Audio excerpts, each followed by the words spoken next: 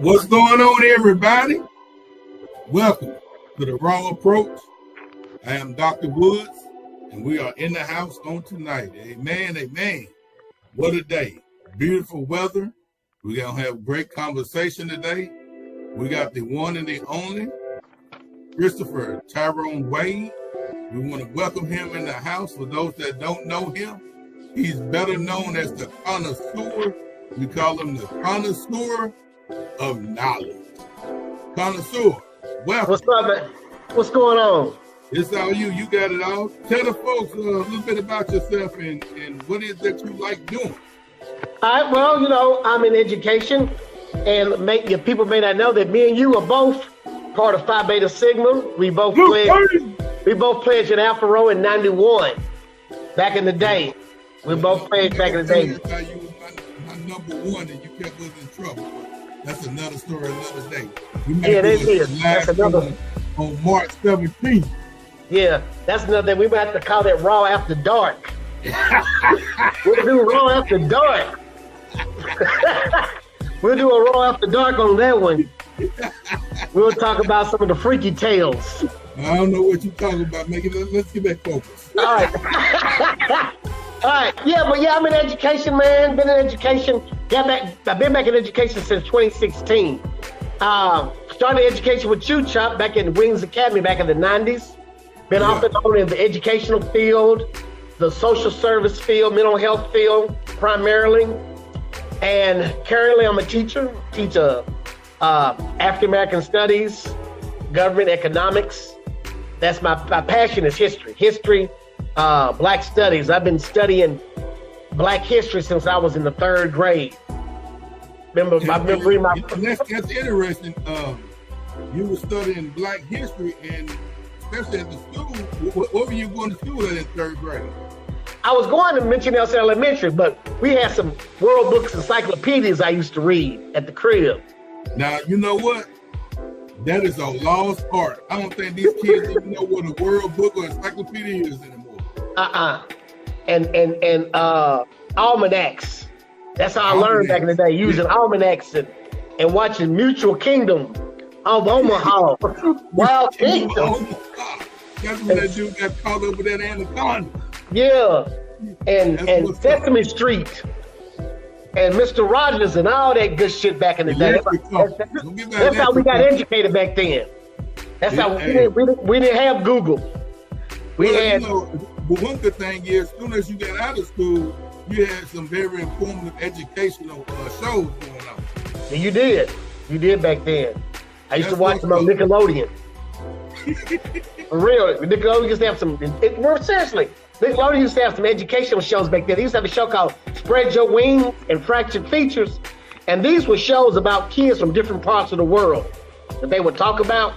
And I remember watching that stuff, man. That's how I learned. That's what's up, man. That's how I learned. We're glad that you got interested in the Black history of yourself. And you have a wealth of knowledge. One of the things that always interests me with you, and I always share with people, is that we will go out just random places and run up into people from totally different countries and stuff. And you would start talking to them, and they would believe you was from that country.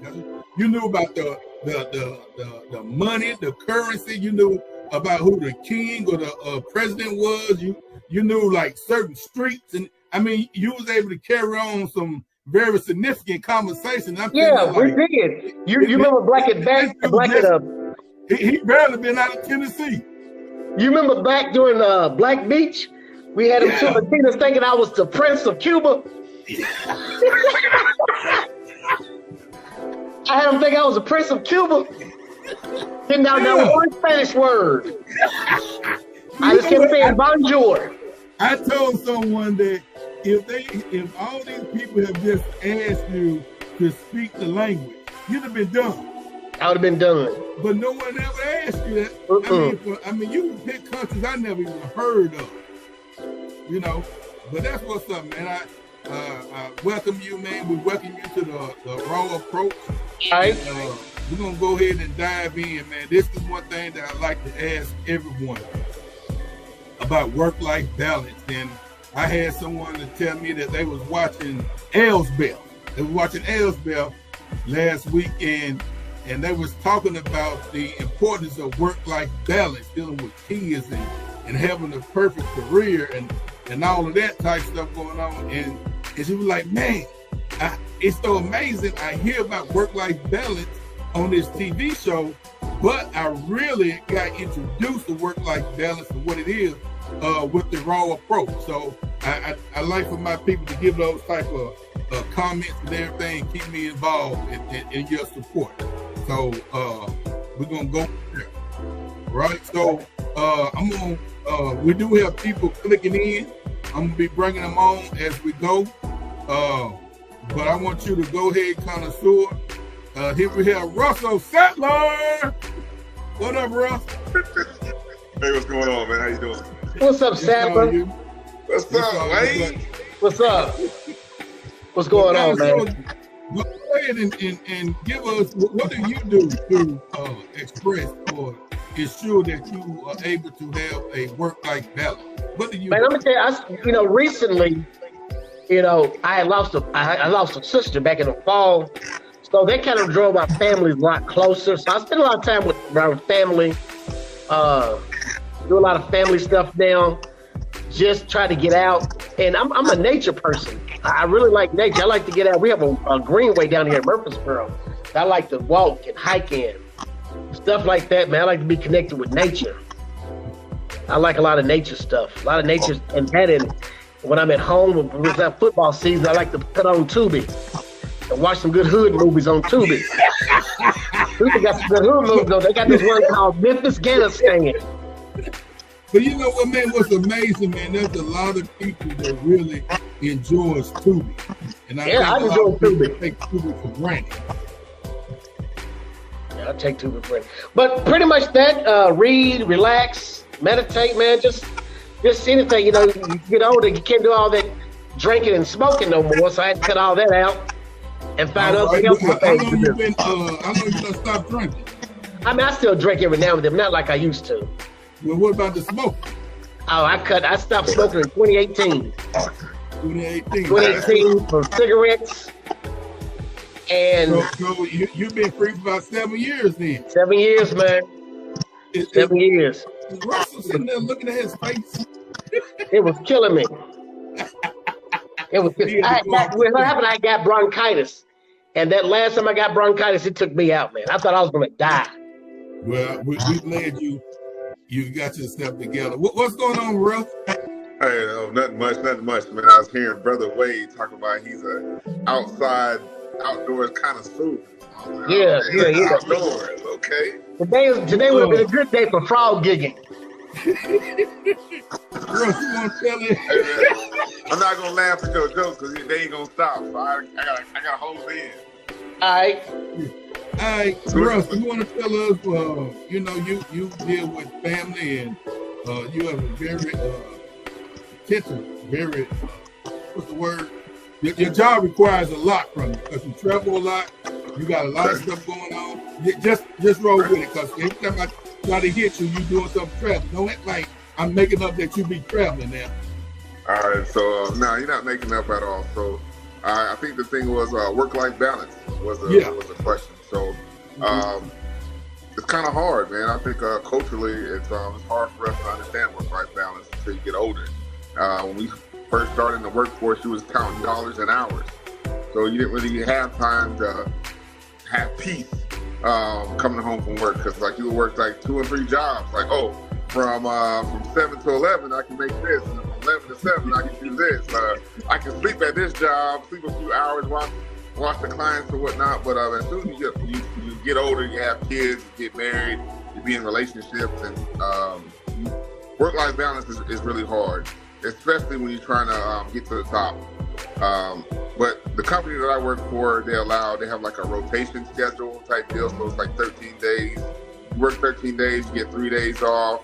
And they also pay you 80 hours. You have a bank of 80 hours that you can use. So if you wanted to go on a trip or something like that with your family, you can do that. But you just got to make sure that it's within the confines of the project, right? You don't want to, the project is relying on you to be there, but most importantly, they want you to be healthy while you're there. So The work-life it balance right part. Say that part one more time. Say that part one more time. What part? That they want you healthy. Oh, they want you healthy. They want you healthy. So there's some things in the company, like the healthcare is different. They're starting to pay for gym memberships and things like that. Also, most importantly, they do this thing where if your BMI is lower the year before, you might get an incentive. Might get an extra $200 or something like that.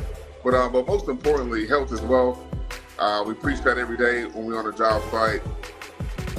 But like my man Wade said, though, man, getting outdoors. I know one of the things for me was Nashville has a lot of waters that have natural waters and lakes. And one of the things that I used to do after work or whatever is just go to the lake, go down to Percy Priest, and just see the water. That's my spot right there. You say you're in Arizona now, right? Yeah, I'm in Arizona. What do they got in Arizona? What type of nature stuff they got in Arizona? Well, unfortunately, a lot of things is mountain climbing and things like that. And take you nice little trips through the mountain and see the countryside. See the Have terrain. you came across the Gila monster yet? No, I have not. I have not seen one of them poisonous suckers yet. You ain't seen the Gila monster yet, have you? Nah, I haven't seen the Gila monster. Hi, y'all. There are a lot of them in Nashville, though. That's like a drive. A lot of.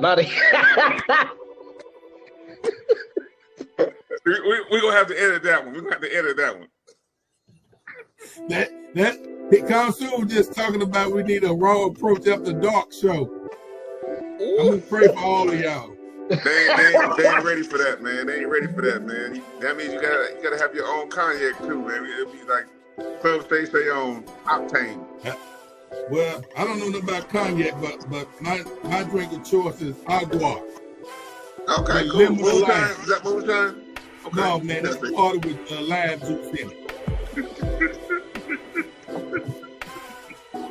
All right, Connoisseur, we're gonna move on, and we're gonna ask you to go ahead and dive in. If we got a couple little clips we're gonna get into.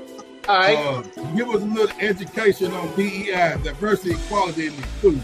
All right. First, let me give you some basis on the thing about DEI. Initially, DEI was founded to really have inclusion. Up until the 50s and 60s, you had white male. Everything was about the white male. Then you have affirmative action that was first written by Claude Anderson in the 70s. It goes through its phase, and then recently with DEI. Now, here's the thing about DEI, and these two clips are going to give you two different perspectives. But let me give you a little bit of data first about the DEI. Now, I got this out of CNN Us. Okay. This was written by Nikhil Ellis on February the 8th, 2025. It doesn't give like a breakdown percentage, but it gives like an order, of ascending order. Who was the biggest benefits? One of the first biggest benefits is white women. And according to the DIPIA Search Site Center, 76% of all chief adversary officers were white, with half of them women. So they were one of the biggest. So when you talk about diversity inclusion, they were benefiting more than the people they were trying to include. So white women was the first. The second group was LGBT. That was the second in ascending order. You had companies like Adobe and Bain that were hosting all types of pride celebration and things of that for inclusion as well. The third, and I didn't know this myself, I didn't know this, but American with disabilities. Disabilities. Matter of fact, last year, the Department of Education under the Office of Special Education and Rehabilitation, they spent $10 million at Florida Atlantic University for training with people with disabilities. And you hear Trump talk about he's against DEI, but here's the funny thing. Under his first administration back in 2019, the Federal Aviation Administration actually launched a pilot program to train people with disabilities. And that happened under Trump's first, but back then he wasn't talking about DEI, downplaying DEI. It was more so build the wall. The fourth group were veterans. Starbucks have hired and trained over 40,000 people and their spouses. of helping veterans out. And then there's another agency called Ernst & Young. They have partnered with an agency called the United Services Organization that's doing some job training and development for DEI people, for the DEI program.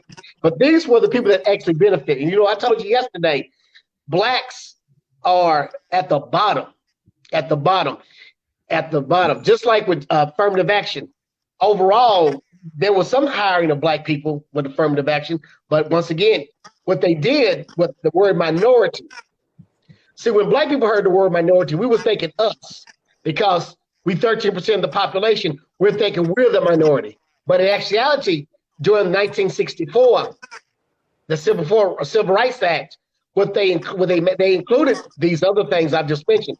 But what they made minority to include white women, Hispanics, who even classify themselves as white, Asians, Middle Easterners. And here's the funny thing about Middle Easterners.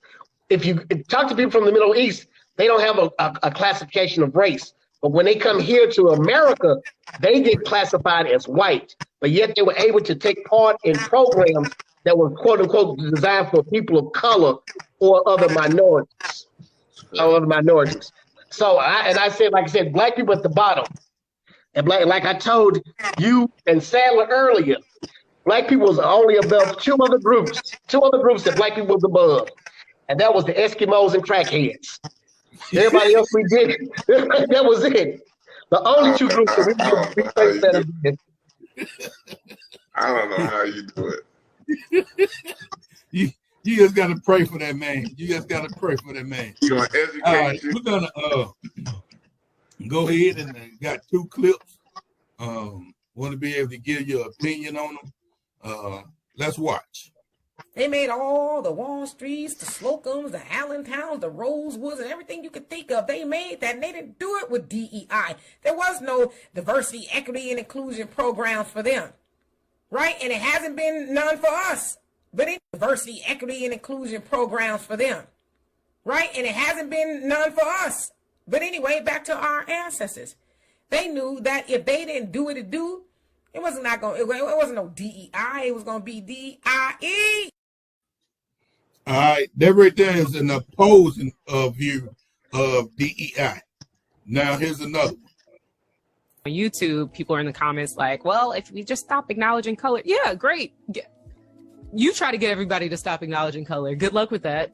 Yeah. Good luck with that. And unpeel all of the various layers that are associated that we've attached to hierarchy within our society and intersectionalities beyond just color, right? Mm-hmm. So I don't know. I know I had to let it out. All right, Connoisseur, go ahead. You give us. All right, so you got 2 points of view. Now, there's some truth to both of them, because we know on one hand, if we was going to create something, we had to do it ourselves. I mean, that's just reality. When we look at places like Black Wall Street, we look at places like in Durham, North Carolina, we had to. But at the same time, we paid money into this country. We paid taxes. And if we pay taxes into this country, then we deserve to have services that would help us too. See, I agree. Yeah, we have did things without DEI, but at the same time, we also pay taxes to this country. So if you don't want to give us DEI, then don't take our taxes. But if we're going to pay taxes into this country, then there need to be some balance, some semblance. Because really, now if you listen to people like Trump and his conservative allies, they're saying that their attack on DEI is because it gets away from merit. But those are dog whistles, because it implied that only white males are the most experienced or the most qualified. But initially, DEI was basically this. We're going to take some qualified whites, some qualified Asians, and some qualified blacks. So it's a greater representation. Think about it. At Austin Peay, we had to have black professors, right? Now, this imagine we had nothing but all white professors. You need that balance and those perspectives to give to the children. So I do understand a need for DEI, but at the same time, we can't become totally dependent upon it, because we have shown some times that we've done things without it. So it's a kind of like a balance. Okay. That's the way I look at it. What you got on that, Sally? Well, I agree. I agree with both views, but I believe that there's going to come a time where your work and service is going to be what's going to be shown. Now, there's places in the workplace where your ideas, opinions, and thoughts, or your perspective, I should say, are not appreciated. And there's some companies out here that make sure that your thoughts, abilities, and perspectives are appreciated. Mm-hmm. The benefits of certain things and certain loopholes we don't have on the African American side, Black side. We don't have the right people in place to exploit those benefits. Some benefits we don't know about. Mm-hmm. When you have foreigners that have their friends, family, and loved ones that have already exploited this loophole, and that loophole is it seems like it's just for them, we just don't know about it. Exactly. On the government side, like the free aid, free money, free housing, subsistence pay coming in, all that kind of stuff. Sometimes we're on the back front because knowledge is power. Knowledge is power. Let me give this to you. Go ahead, Sam. No, because go ahead. Let me say this. One of the things that I learned in dealing with a lot of people that was coming over from Nissan and Saturn and working at these other companies, that they were able to come here at least for 3 years and not have to pay any type of taxes. That they were not taxed. And so that's a loophole. Now, you know, if you're making $100,000, let's just random put something out there like that. You're making $100,000, and we know what that tax look like. By the time you get done, you might only send 75 of it. You know what I'm saying? Mm-hmm. But they was able to keep that other quarter for at least 3 years up on the visas and whatever perks that comes with it. That's why when you go to other countries with your business, you getting humongous tax breaks that you can't get here. Yeah. That's so, but then that also goes to show that we don't have the right people in powerful positions for the community. We look for we look for the like I was saying, like we look for the easy way. Like, we get on WIC, we get on welfare, we got child support coming here, but yet still we're okay with living in the projects for $155 a month. That's a perk. Let's be realistic. That's a perk. The bad part about that, and I go back to my good time days, and then I'm not for sure this show, so you might know what was it called, Claudine? Where at? Where was it located at? It's not that show. It was a TV show. A movie. Oh yeah, with James Earl Ray. James Earl Ray. Not James Earl Jones. Yeah, like Claudine. Yeah, I remember. She had to hide the man. She had to hide the man. She had to hide the man. She not only did she have to hide the man, that back then they were coming in to asking her like basic stuff like, why you got a brand new iron? Where you get that at? You got this going on. Where did you get that at? So she had to hide the man.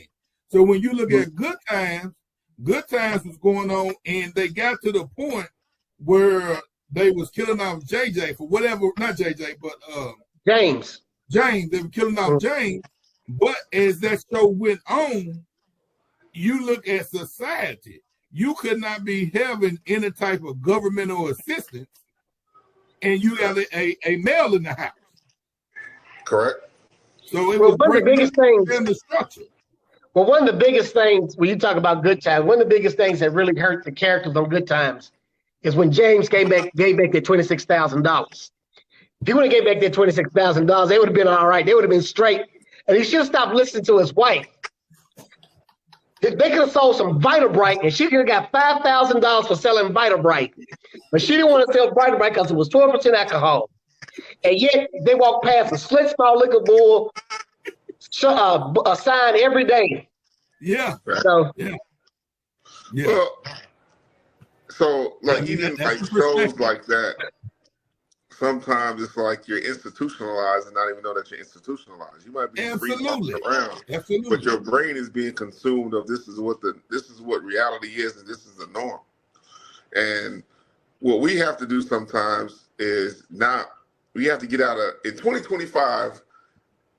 Sometimes I feel like we're supposed to be so far advanced to the point where our thinking is way superior. Like these programs of DEI are allowing us to really and truly keep companies afloat, because our perception and our creativity is is driving the initiative of the company. It's not that the company is just like, if you look at all the Fortune 500 companies, it's diverse across the board. You have Black CFOs, CEOs, women CEOs, CFOs. You have in certain companies, you have Hispanic heritage, they call them BRG groups and things like that. And they are doing very well. They're doing very well. So I think sometimes the restitution, when we start going down to the left of we need this or we need that, I got a lot of brothers and sisters that are sitting at home, not really pushing themselves to be better. Well, see, that's where when you get the right leadership, that's when they push that self-help. That's what the first lady talked about in the first clip. We was able to excel without DEI. And then, you do know, I would say you do got some brothers and sisters out there that are business owners that are trying to teach others how to business own. In my economic class, I invited a gentleman that owns his own barber college out there out north to come and speak to my students in economics, and had other entrepreneurs to push that entrepreneurship, because this generation, I think it would be perfect for them because they're not 9 to 5. No. We were 9 to 5 because our parents told us, go to college and get a good job. This generation they got on TikTok and they've come up with creative ways of making money.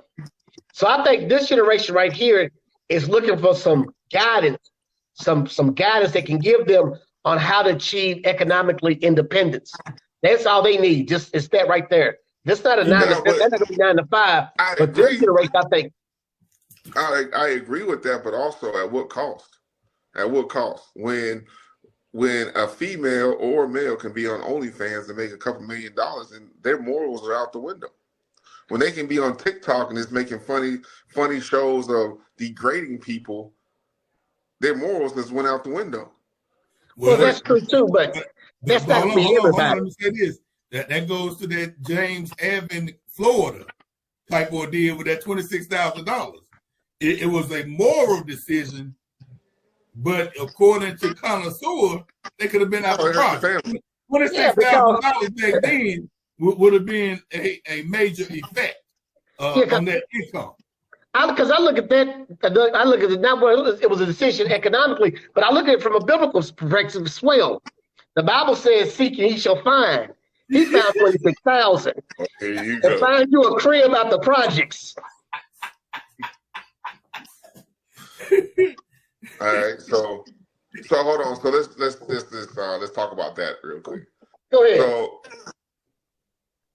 subsidized housing. What is the purpose of subsidized housing? The original purpose of subsidized housing, what we call projects, it was for low income people. It was really for the military, guys in the military coming out of World War II, and that's what it was set up. It was really set up for that.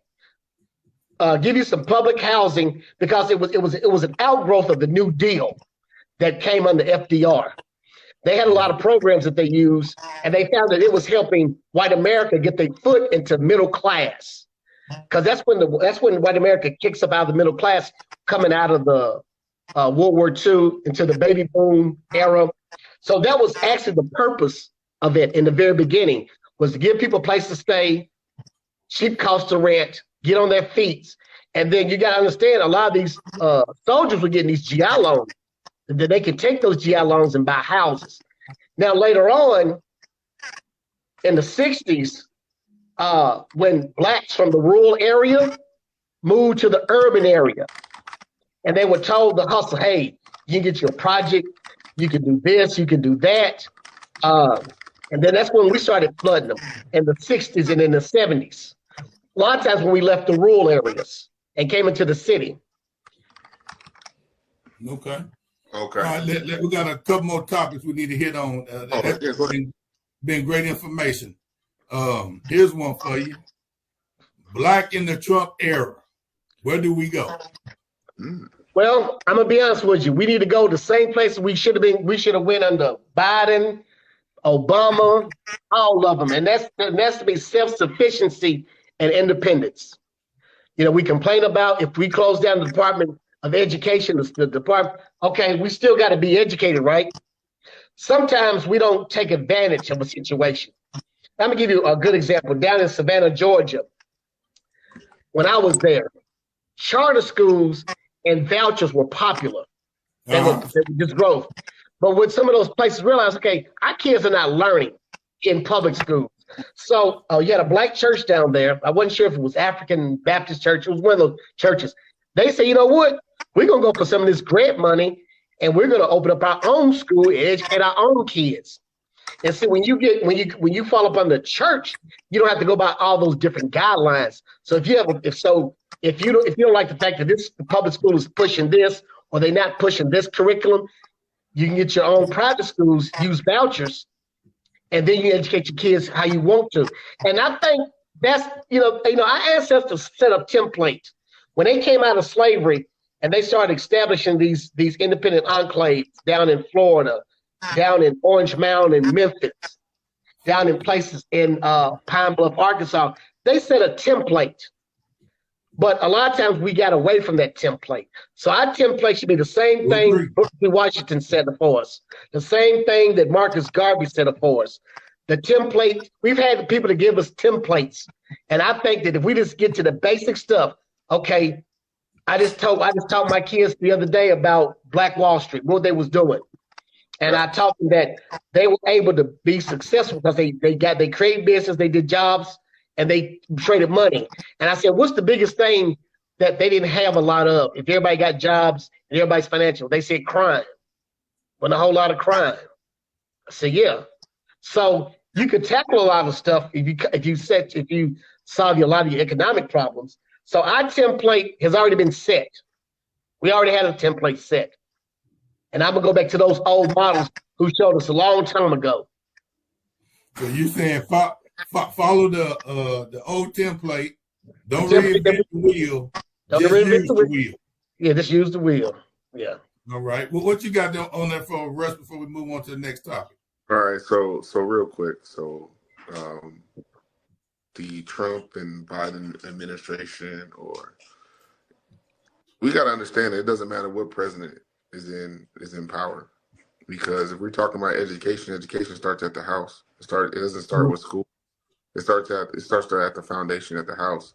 We need better homes, better guidance at homes. We're so inclined to get out of relationships so fast and blame somebody else that we're not really looking at ourselves. As far as whatever decision is made is out of our control. Stop right there. Say that part about the relationship piece again. Well, the relationship piece is this. We're so quick to get out of relationships when things don't go our way. We became grown children that never really want to persevere or go through anything. Just because you have a disagreement with somebody or somebody treats you a certain way, we have poor communication skills where we're not really talking anymore about what was done to you. Your action is to quit. And you also see that in your inner school system. So it doesn't matter what school system that you have kids that their confidence is so low because at home, confidence is a top skill. It's not something that's this kid has it. It's what the parents project in their children. And the only way you get to understand that is when you really have children. Because you have one child that has confidence out the blue, but you handle the other child differently. You don't handle them both the same. So with the president situation, man, I don't really care who's in office. I didn't like what this side said, or I didn't like what this side is doing. But really and truly, it goes to show, well, whoever that you voted for, your inner evils did come out. When you have people saying certain things on blogs, or even your coworkers feel that, oh yeah, we got this man in office. But when you got this man in office, the lower income people are suffering because free healthcare is no more. They have to pay for it now. I have some white friends in a white town, McMinnville, Tennessee, Warren right down County. the street from you guys, was getting free healthcare, and now this person has to pay $230 a month to have the same care that he had, and he can't pay it because he's on what? Welfare. So we just have to understand, is like, we have to have our own self-development. We have to market ourselves, and the business is yourself. What kind of business that you're going to have is going to work. You're your own boss, really. You make your own choices. Is this for your business is 9 to 5. Mm-hmm. Well, and on the that's what flip people side, have to understand. On the flip side of that, you are right, but this is what goes on. People vote according to policies and procedures and who they think the candidate is the best candidate. But when a snake show you it's a snake, Mm-hmm. Okay. you can't complain about that All right. snake biting you. Uh-uh. You know what I'm saying? You at the end of the day, there's some people that is straight up front gonna tell you this is what my thing is. Yep. And you still vote for them, that's on you. Don't get up there and complain. I was watching a couple of video clips, and I wish I had brought them on, where this one lady that was representing the Hispanic population, and she was excited. She was rooting for the president, and she wanted him in now. But now that they're doing the deportation and it's affecting her family, she was like, "Oh, he's a terrible person now. I can't believe he lied to us and stuff like that." Yeah. Hey, hold on, Chop. I got to step away for 1 second. I got to step away for 1 second. In your first thing, we was talking about we vote on policies and procedures. No, the last 3 presidential elections were based off of emotion. Okay. It was based off emotion. Whatever candidate made you feel a certain way, that's who you voted for. What this candidate did is made that inner person come out, and that's who you wanted. That's who you wanted. So you mean to tell me people storming the White House, if it was a Democratic president, that person be reelected? No. It's a popularity vote. It's a popularity vote, and it's whipping everybody in the face. When I go to work and I just walk in, oh man, I can't believe he said that. Oh my goodness, $5 million for citizenship. I can't believe he said that. Oh man, we got Elon Musk. We got Elon Musk in the Treasury. Elon Musk. He makes money for himself. For himself. And you mean to tell me that they found all this money that was how should I say? They found all this money that was being embezzled, but yet still, where's it at? That on the slick side, that's what they're trying to recoup. They're really trying to recoup it. They're trying to recoup it by saying that people in federal jobs is lazy. That's the accusation that they're really saying. Ain't nothing getting done. Huh? And federal jobs is lazy. Yeah, but that's what they're saying. That's a smack in the face. But the problem is they're allowed to say it without no consequence. And without no consequence. I mean, there's no consequence. So, I mean, what do you do? And then if you pay attention to the news and world news, you see that Germany is picking up steam with the same manner of the far right wing. Yeah. And they're picking up steam, I mean, like drastically. So now the Germans is discussing the same issues where they feel like they're going back to the Hitler days. They are. They are. So then if we would get real technical about this, it's going to come down to countries with resources. Once Africa breaks its ties from all the foreign powers and start using their own currency, and making sure that nope, if you want this resource, you have to pay top dollar for it. Everything's going to change. France doesn't have their own currency. I mean, natural resources, I should say. Mm-hmm. America doesn't have its own natural resources. They can pump that oil shit all they want to. They know what's in there. It's not enough. It's not enough. On that note, you talked about Africa. Now, right now, there's a man in Burkina Faso. I don't know if you keep it with what's going on now. He's doing that. He's trying to get his countries to take control of their resources. His name is Ibrahim Traore. You can follow him right now. He's in Burkina Faso. He's nationalized all the gold. He's paid off their debt. He told the IMF, the International Monetary Fund, we don't want your loans because they're high interest and they're not even designed. They're designed to keep us more into debt. It's like the payday loan of the world. So you follow him. That's one good example. That's a great example. But to this question, black in the Trump era, what it means to tell every black person in America that you need to make sure that you set a foundation for your family, for yourself, and you need to make sure that you treat yourself like a business. When you start treating yourself like a business, that is when things are going to change for you. When you treat yourself like a handout, when you treat yourself like you waiting for some kind of subsistence or some kind of somebody trying to give you something all the time, you're gonna always feel that pain. I think it's time for us to feel valued. Let me share this with you. Connoisseur was talking about the black professors and stuff that was at Alpha P. And one of the two renowned was Dr. Stovall and Dr. Mock. Yep. Stovall and Mock. And Dr. Mock, I listened to it. I mean, you ever had people like parents that say certain things to you, it didn't make sense at that moment in time because you were really young to understand it. But as you got older, you're like, this is exactly what he was talking about. Yep. Dr. Mock was sitting there. Dr. Mock was sitting there and he was talking to all these people that was so in love and everything. And Dr. Mock said, look at y'all just walking around like y'all just in love and everything. He said, while you in love, you need to be focusing on your mindset. Your mindset need to be focused and set like a business. Your relationship need to be set like a business. You individually need to be set like a business.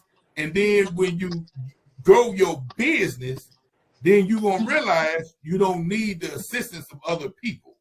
He said that way back in the 90s. And I'll be damned if we look at now, that stuff is not true. It's not, it wasn't false. It was very factual. For real. Absolutely. Yeah, I'm a firm believer in that. Oh, yeah. Here's another one for you. The importance of Black history now. Importance of Black history. I think one of the things that we suffer, you talk about getting your mind right and getting the foundation. I think one of the biggest things that we suffer from as a Black people is very simple. We don't know who we are. When it boils down to we don't know who we are, and anybody can tell us who we are. Yep, that's correct. But when you get if you look at certain ethnic groups, they study their history, they study their people, you can't turn them around. You can't get them to do certain things. You look at the community over here, Jewish community, they're always going to remind you of the Holocaust. They're going to let you always know that. Oh, yeah. You better not speak against it either. No, yeah, of course. But I'm just saying, all these other groups know themselves.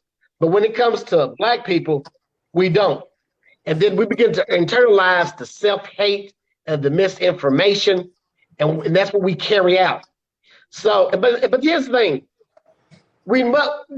Black history is very important, or they wouldn't be attacking it like they're attacking it. See, they don't attack something that's useless. They don't attack something that's irrelevant. Black history is relevant because you can't teach the history of America without teaching the history of Black people. One, because we're the foundation of this country. This country didn't get built until we built it. And if we built it, there's an article that I have. It talks about the cost of slavery.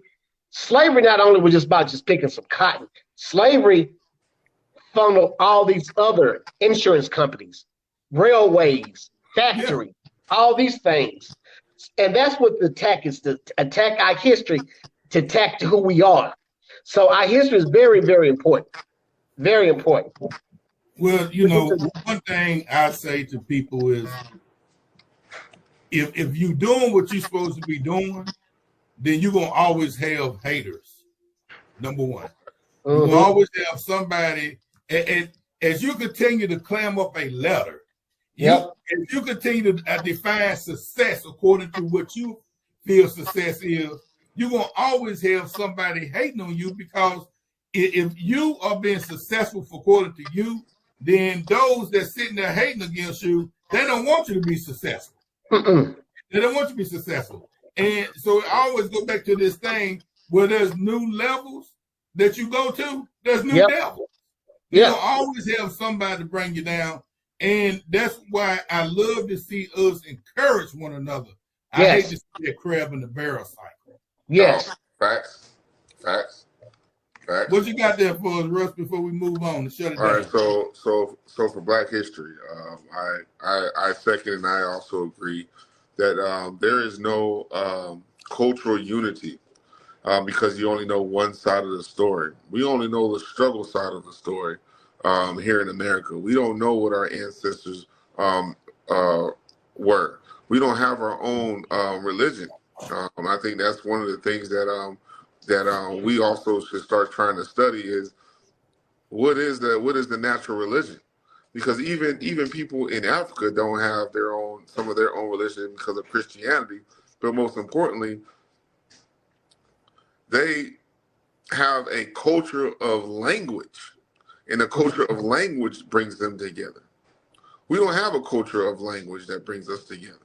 All right, our language. Jokingly, Ebonics, but really and truly, broken English. Like Jamaicans have a pride and culture from coming from Jamaica, right? Caribbean people have a pride and culture coming from the Caribbean. We don't have that pride and culture coming from America. Well, we really do, because think about it. I think it's cultural bond is our music. Really, it's really our music. I may not know you, and I've been in situations where I've been like down here. I might be in a situation, you see other Black people around, and y'all may not know each other personally, but as soon as I put on that UGK, 36 ounces make them bounce in the street. Everybody gets drunk. See what you referring to is everybody gets into culture connection. That's the era. That's the era. So even before then, it was Parliament Funkadelic. Even before that's the era. Like, but it's still music. We're talking about an era of time. But there's still music. There's still music bringing us together. It was blues. It was Muddy Waters. Exactly. But it's an era. But it's still music. Music is what brings us together. All right. So music brings us together, right? But there's also some music that brings us together and tears us down. It can tears us down as well. So as for Black History, though, they're not gonna. I forgot the name of the book, man, because when you guys were talking about this, I thought about it. It's a book that has all the lynchings in America, and it's something sanctuary. Yeah, something sanctuary. So that's not taught. Was taught that once we were slaves, we were sold, we were used as cheap cheap labor for American wealth. But the cruelty of that wasn't taught. Usually you would think that something that happened like that, we will be just like the Jews in the Holocaust. But that's up to us to teach. That's why they want to take books out of the school. That's why they want Black history out of education. They don't want you to know that horrific stuff that happened, because as they build in the new America, they wanted to be peaches and ice cream. Exactly. And that's not what it is. Like, we don't even talk about Black accomplishments anymore. Like, I remember there was a time in school where you had to do a report. We're talking about Black accomplishments right now. Contributors is what they call them. You know, and you had to do a report. My kids are in fifth and fourth grade. And there was none of that. So we did it ourselves. So we got some cards and things like that and said, hey, Garrett Morgan did this and then he start did talking quite a about bit of things that he got patented for. A lot of people, like I think me, Connoisseur, and another one, our fraternity brother, we did a English paper called "Give it to the right man." Give it to the right man. Yeah, give it to the right man. Give it to the right man. That was Bryce. That was Bryce. Yeah, me, you, and Bryce, and we told them we want to do it together because we had a lot of information. So we really started reading and it became bigger.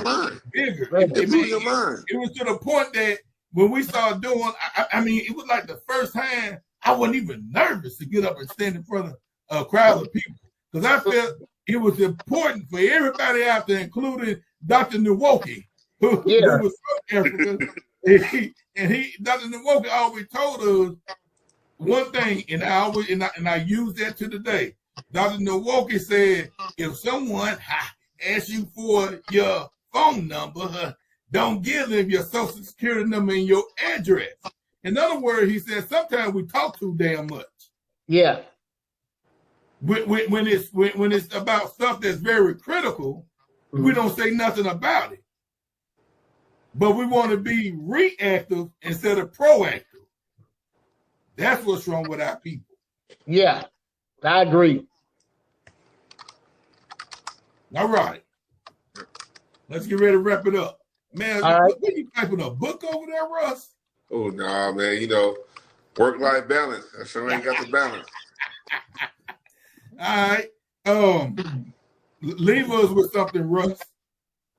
Leave the audience with something that can be encouraging for another week. Oh, man. So, okay, no problem. When you find yourself in the negative, being in the negative is that you can find everything around you that is negative, troubling you, bothering you, meaning that your mindset is focused to a point where you became the quality inspector. But as the quality inspector, you should also have the solution for your issues or problems. The quality inspector on a job site or in life will be able to understand that, oh, there is a variance here that we can be under a threshold. And every day that you look out with your family, with anybody, you should be able to train yourself to see the positive in the situation, in the gift of learning and empowerment. And that's what I'll leave you with. All right, I like that. What you got for us, Connoisseur? I'll make mine simple and plain. Whenever people say two wrongs don't make a right, I always reply, negative times negative is positive. Love it. That's what's up. That's what's up. My thing for the people is we got to strive to survive in order to thrive. All right. We got to strive to survive in order to thrive. All right. You take that and you make sense of it. All right. Now, all right, brother. I want to tell everybody we thank you for joining in. We thank